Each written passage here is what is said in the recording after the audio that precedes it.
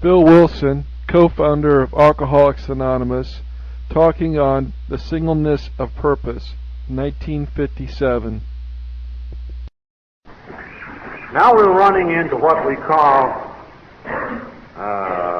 the dual purpose groups. And we're running into this question of what we're going to do with people who have related problems. We got a hell of a queer sex problem, let's say, or we got a divorce problem, or we got a narcotics problem, or we got a gambling problem, or we're too fat, or we're nervous, we got a neurotic problem. Well, around in AA, we got people with all those problems. I guess I got all of them myself. However, I am a drunk and you're a drunk. So the primary basis of my identification with you is the hell of a time I had drinking and the wonderful time I've had getting over, which has involved, however, with dealing with some of these underlying problems which we already had. So now, as you know, there have been a great many sort of offshoots or copies of AA, some faithful facsimiles, some not so much so. We have Neurotics Anonymous and Gamblers Anonymous and Addicts Anonymous and Narcotics Anonymous and Divorcees Anonymous. And we have some organizations that deal with mental cases like Recovery Incorporated and We Are Not Alone Society. And some of these people begin to do very well, and they're borrowing from them. Now, some of our members go over to these other people to help them and to be helped. And that is fine.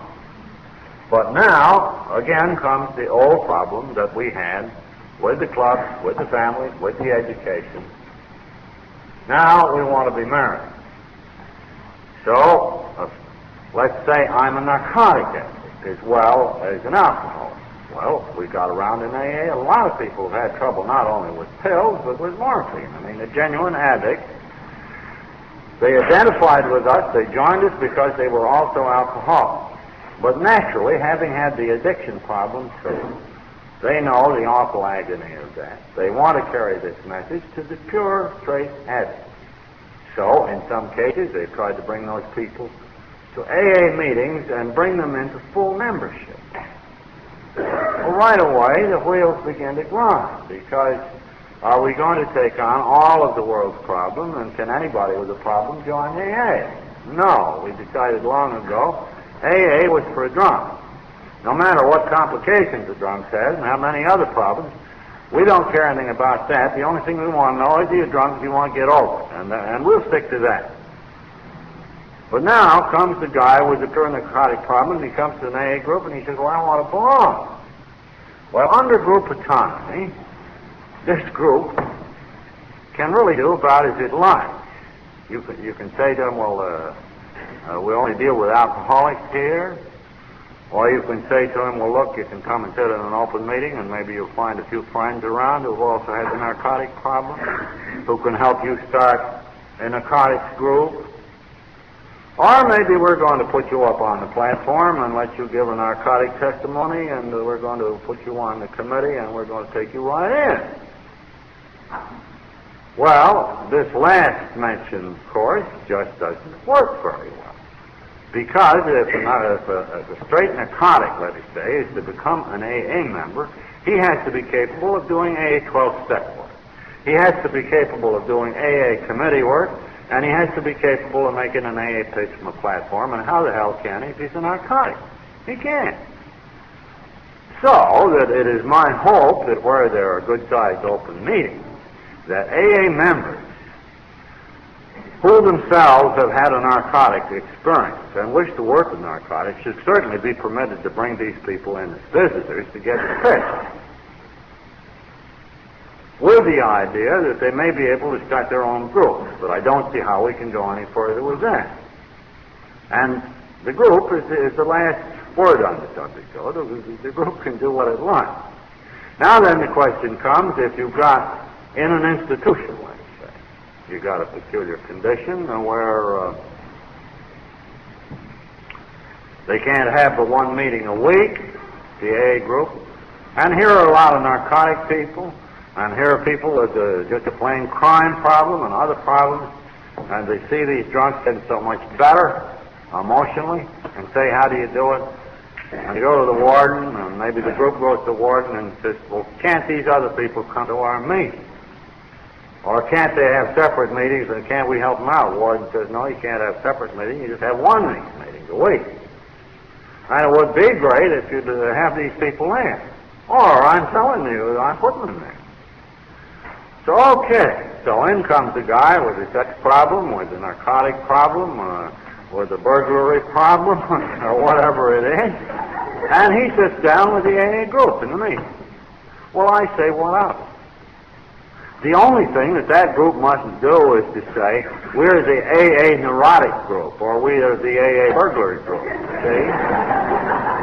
If that group is going to be listed in the directory as an AA group, these other people have got to be visited. Then when they go out, there isn't any guarantee that you're going to receive a guy who was just a plain yegg that never drank any grog. Maybe he would be received as an open meeting, maybe not. I don't know. I think that's up to each group. Now, you see, there are these borderline cases which are not matters of shifting the AA tradition around. It's just a reasonable application. And again, it's this middle course. You can take the course, will have nothing to do with anything whatever but a drunk. A pure drunk. Well, in the first place, there ain't any pure drunk. But all these things, it'll be gone.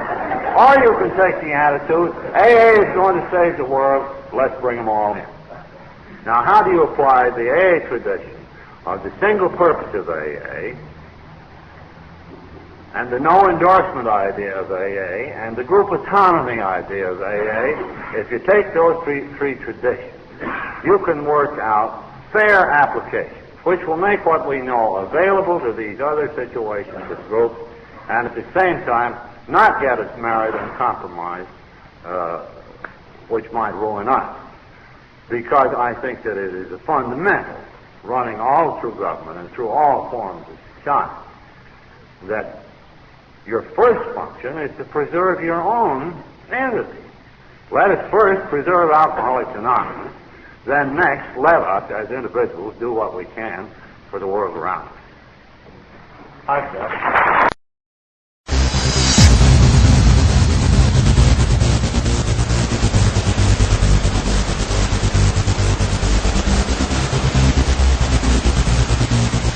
जिंदगी में अगर आगे बढ़ना और sales में आगे बढ़ना है तो you have to have a lot of patience, lot of patience. Asha Bhosle ने गाने के पहले कभी गाया नहीं था, जाकिर हुसैन ने तबला बजाने के पहले कभी बजाया नहीं था, और तू भी सेल्समैन बनने के पहले सेल्स में था नहीं। तेरे अगर मन में आग है, तेरे जीवन में कुछ कर दिखाने की भावना है, तो एक प्रोफेशन चुन, और यही है प्रोफेशन जिसमें तुझे नाम, इज्जत, शोहरत, ये प्रोफेशन में तुझे 5-6 रुपए अगर महीने के चाहिए तो 5 मिलेंगे, अगर 25,000 महीने के चाहिए तो 25 मिलेंगे, अगर 50 चाहिए तो 50 मिलेंगे, अगर तुझे लाख रुपया चाहिए तो लाख रुपया मिलेगा, 2 लाख चाहिए तो 2 लाख। तू बोल तेरे को कितना चाहिए, तेरे चाहतों के हिसाब से, तेरे चाहतों के हिसाब से तुझे पैसा मिलेगा, तेरे जरूरतों के हिसाब से नहीं, तेरे चाहतों के हिसाब से तुझे पैसे मिलेंगे। वो है सेल्स का ये लाइन, क्योंकि रुका हुआ पानी और ठहरा हुआ इंसान दोनों सड़ जाता है। जब भी आपको अगला लेवल पे जाना है, पढ़ाई को बढ़ाओ। कि हम में से कईयों को ये नहीं मालूम कि हमें जाना कहाँ है। अब जाना कहाँ है मालूम नहीं है तो कोई भी रास्ता चलेगा। जब मुझे मालूम ही नहीं है कि मेरा लक्ष्य क्या है, मेरा गोल क्या है, तो मैं किस लिए लड़ रहा हूं मुझे भी नहीं मालूम। And this is the problem with life. चाहतों को लगातार मारा और जरूरतों के हिसाब से जीने की हमने आदत डाल दी, क्योंकि जिसका लक्ष्य नहीं होता वो जरूरतों के हिसाब से जीता है, जिसका लक्ष्य होता वो चाहतों के साथ जीता है। सीक्रेट क्या है सक्सेस का? सक्सेसफुल लोगों ने वो चीज करने की आदत डाली जो अनसक्सेसफुल और एवरेज लोगों को अच्छा नहीं लगता। वो करो जो आपको अच्छा नहीं लगता। तो मैं एक कदम आगे बढ़ के जाके झांकने की कोशिश की कि ये जो सक्सेसफुल लोग हैं वो कर रहे हैं जो अनसक्सेसफुल लोगों को अच्छा नहीं लगता, तो क्या ये सक्सेसफुल लोगों को बहुत अच्छा लगता है? पता चला कि सक्सेसफुल लोगों को भी वो करना अच्छा नहीं लगता जो अनसक्सेसफुल लोगों को भी करना अच्छा नहीं लगता। आहा। तो आपके अंदर का शक्ति और दम आपसे कौन करवा रहा है वो सब चीज जो आपको अच्छा नहीं लगता? आपका पर्पस करवा रहा है, क्योंकि आपके पर्पस में दम है, आप में नहीं। लेकिन जिसके पास पर्पस नहीं है उसके पास दम ही नहीं है।